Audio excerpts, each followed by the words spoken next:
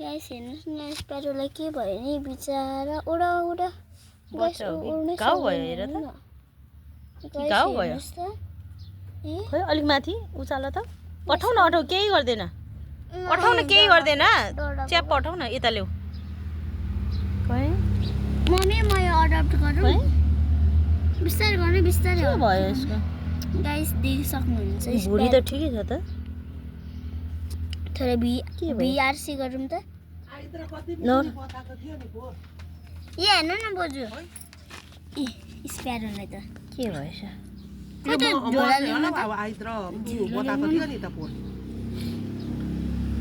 guys हेर्नु सक्नुहुन्छ